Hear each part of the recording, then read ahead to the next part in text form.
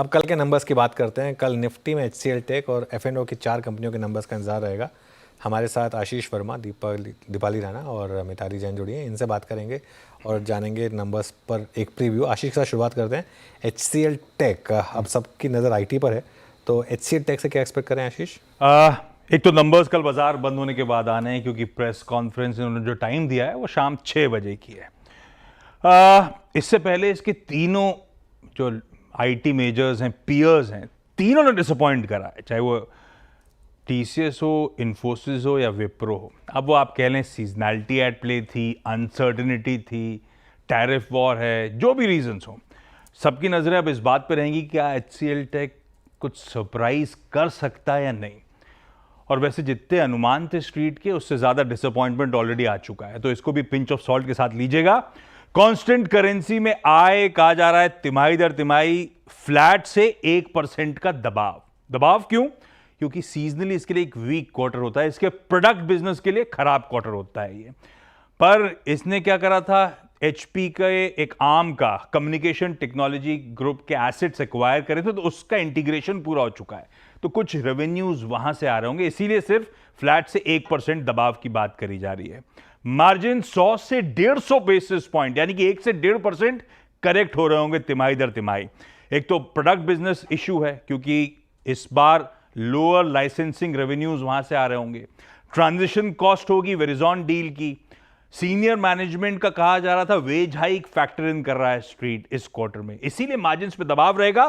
Partially offset हो रहा होगा क्योंकि रुपया कमजोर हो रहा है, तो वो एक टेलविंड है इनके लिए।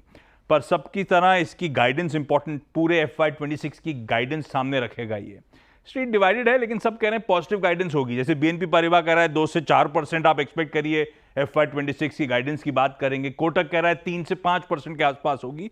देखते हैं किस तरह की गाइडेंस आती है और किस तरह के एक्चुअल नंबर्स डिलीवर करता है।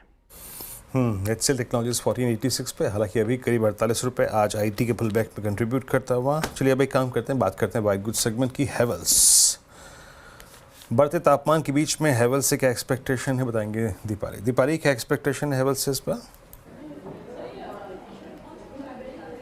हेवल्स के नंबर्स मिक्स रह सकते हैं, और वीरेन जैसे आपने बढ़ती गर्मी की बात की, तो कुछ सेगमेंट्स इनके अच्छे परफॉर्म करेंगे, कुछ सेगमेंट्स ऐसे हैं जहाँ पर परफॉर्मेंस लेगार्ड रह सकती है। पहले एक्सपेक्टेशंस क्या है, प्रिसाइसली कितनी ग्रोथ रह सकती है, वो नंबर्स शेयर करते हैं। सेल्स में 14% की ग्रोथ एक्सपेक्टेड है YY बेसिस पे। वहीं मुनाफा फ्लैटिश रह सकता है, 450 करोड़ के आसपास मुनाफा रिपोर्ट कर सकती है कंपनी।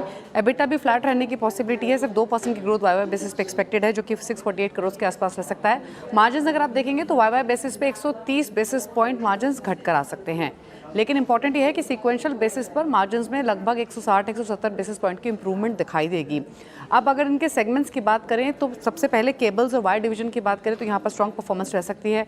कॉपर की रीस्टॉकिंग इन्होंने की, साथ ही साथ केबल्स डिवीजन की एक्सपेंशन किया, कैपेसिटी एक्सपेंड की, उसका बेनिफिट मिलेगा, और इसीलिए वायर बेसिस पे जो रेवेन्यूज रहेंगे केबल्स और वायर डिवीजन से वो 17% ग्रो हो सकते हैं। वही रियल एस्टेट और इंस्टीट्यूशनल डिमांड जो है वो थोड़ी सी लैगार्ड रही है, इसीलिए जो स्विच गियर रेवेन्यूज़ हैं या फिर जो लाइटिंग रेवेन्यूज़ हैं वो 6-7% ही ग्रो होंगे, उतने डबल डिजिट ग्रोथ यहाँ देखने को नहीं मिलेगी। लॉयड बिजनेस शाइन करता हुआ दिखाई देगा समर डिमांड की वजह से, और रेवेन्यूज़ एक्सपेक्टेड है मोर देन 20% लॉयड से ग्रो होते हुए दिखाई देंगे इस क्वार्टर में। वही इनपुट कॉस्ट बढ़ रही है, कॉम्पिटिटिवनेस बढ़ रही है, जिसका इंपैक्ट हम प्रॉफिटेबिलिटी पर देख रहे हैं, उतने ग्रोथ नहीं दिखाई दे रही है, मार्जिन पर दिखाई दे रहा है। अब इंपॉर्टेंट ये है कि आगे के लिए कंपनी की कॉमेंट्री कूलिंग प्रोडक्ट की डिमांड को लेकर क्या रहती है वो इंपॉर्टेंट रहेगी। मार्जिन को लेकर क्या ट्रेजेक्ट्री कंपनी यहाँ से गोइंग फॉरवर्ड देख रही है, क्योंकि मार्जिन्स में हम सीक्वेंशियल बेसिस पे इंप्रूवमेंट देख रहे हैं, तो पिछले क्वार्टर के मुकाबले बेहतर रह सकता है मार्जिन फ्रंट पर, लेकिन क्या ये ग्रोथ आगे कंटिन्यू होगी, इसको लेकर कमेंट्री इंपॉर्टेंट रहेगी। लेकिन लॉयड बिजनेस और केबल्स और वायर डिवीजन काफ़ी अच्छा परफॉर्म करेगी।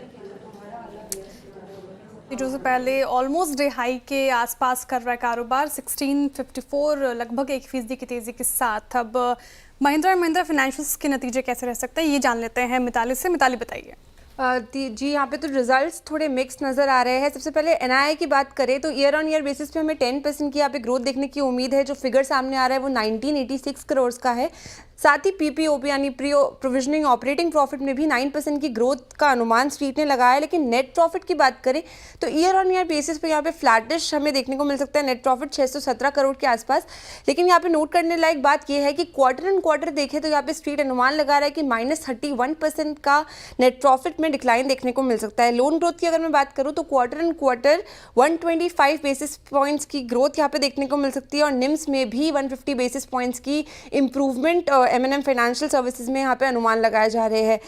क्वार्टर 3 FY25 में इनका जो बेस था वो काफ़ी लो था, इसके कारण थोड़ा ज़्यादा मोमेंटम हमें क्वार्टर 4 में देखने को मिल सकता है। मैनेजमेंट ने FY25 के लिए एग्जिट क्रेडिट कॉस्ट 1.3% से 1.5% के बीच में एस्टिमेट किया है। इसके अलावा हायर डिसबर्समेंट्स और कलेक्शन इंटेंसिटी के चलते हमें ओपेक्स में भी यहाँ पे सीक्वेंशियल राइज एक्सपेक्ट किया जा सकता है। और एसएमई और मॉर्गेज बिजनेसेस के अपडेट पर मैनेजमेंट की कमेंट्री और बिजनेस की ग्रोथ पर खासा नजर रहेगी।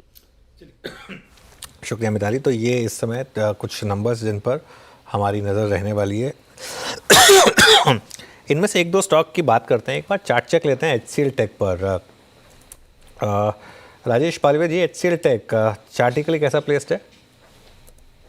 सोनू जी देखिए, स्टॉक में एक करेक्शन तो ऑलरेडी देखा था, लेकिन पिछले 3-4 सेशन में देखें तो एक अच्छी रिकवरी यहाँ पे बनती हुई दिखी और 20 डे मूविंग एवरेज के आसपास स्टॉक उसको निगोशिएट करते हुए दिख रहा है।